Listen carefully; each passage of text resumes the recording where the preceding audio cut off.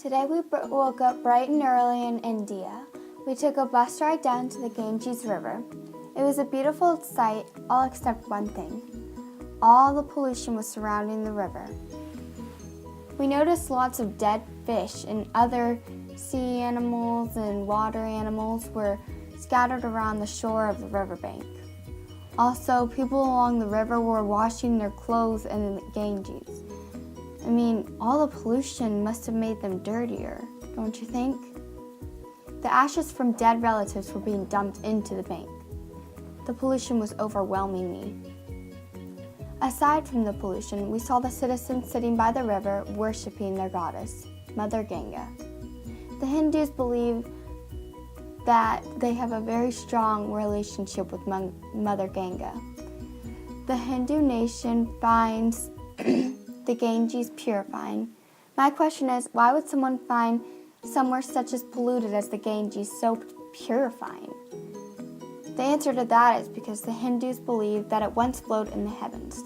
Also, the citizens talked to us about how Mahatma Gandhi helped Hindus protest the government in India to help India gain its independence from Great Britain. Now India is a free market economy and is in the top 130 freest countries in the world. This morning we woke up in the beautiful Shangri-La World Hotel in China. We took a 4-hour bus ride all the way down to the Yangtze River.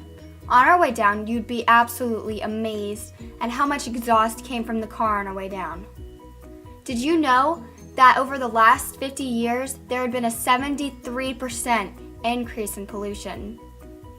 All of the pollution has been caused by sewage discharge and industrial discharge. China has severely reduced drinking water quality because of all the water's pollution. To me, that's ridiculous. The pollution is so bad that it's even considered cancerous. Finally, the government decided to build the Three Gorges Dam in 2008. The dam has helped the water quality to make it cleaner. We came across a lady working at the gift shop in Shangri-La, whispering to us about how unfair the government was, because if she talked any louder than whispering, we all knew she was going to get in trouble. She said they were only letting her work for a minimum wage of $2 an hour, making hardly enough money to support her family. On the bus, our driver was telling us about how China has the second largest economic system following the United States, but the only difference is that China's government is communist and the United States is not. Today we traveled all the way down to North Korea. It was really hard to believe that we actually got in, but we know a guy. While we were in there, North Korea, we went to the coast of the Sea of Japan, also known as the East Sea. It was amazing outside and such a lovely day to go in the water. We wanted to try a little surfing, but there were barely any tides due to the fact that it was basically enclosed from the Pacific Ocean. After a couple hours, we went to a relative's house to avoid any hotels so that we wouldn't get caught. We took a couple minutes to reapply sunscreen and go and get everything ready for our next tour site, all the way down to the Yellow Sea. While we were there, we overheard a tour guide saying that the name of the Yellow Sea came from the way it looks.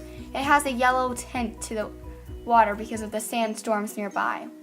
We also wanted to go visit the tip of the Korean peninsula, but the walls between North and South Korea were blocking us. After a great day, we sadly had to leave North Korea and get on a plane and leave, but the good news is that we never got caught. Today, we visited Japan. Japan is located off the coast of South Korea, North Korea, China, and Russia. The capital of Japan is Tokyo. Today we learned how to write a haiku poem. A traditional haiku poem is 3 lines, 5 syllables, then 7 syllables, then 5 syllables. We learned that Japan's prime minister has more power than the emperor, and the emperor has very little power. Japan is considered one of the most freest economies in the world. We also learned about how the United States decided to help rebuild Japan after they were defeated in World War II. The United States helped to give women in Japan more rights. We realized that even though Japan and the United States are different, they are alike in very many ways. Today, we visited South Korea. South Korea is located near Japan, North Korea, and China. South Korea's capital is Seoul. Today, our tour guide took us to South Korea all the way to the 38th parallel. You wouldn't believe what it was like there. There were armies all along the border making sure no one went into North Korea or left it. Our tour guide had told us about how North Korea wanted all of Korea to be communist, and they tried to take control of South Korea. The United States didn't want communism to spread throughout the world, so they fought for South Korea. The war ended splitting up Korea almost exactly where they had started. Our tour guide told us there wasn't much more to see, so she took us all the way to the tip of the Korean peninsula. We were surprised that there was a huge forest because that area was very endangered. She also told us about how most people in South Korea are Buddhist, so they are very traditional. And that was our day. We had to pack up all of our stuff to leave this beautiful country. Today we visited Vietnam and went to the Ho Chi Minh Mausoleum. We were there and a tour guide told us about the Vietnam War and how the United States was involved in it. Ho Chi Minh was the creator of the Viet Minh, a Vietnam nationalist movement.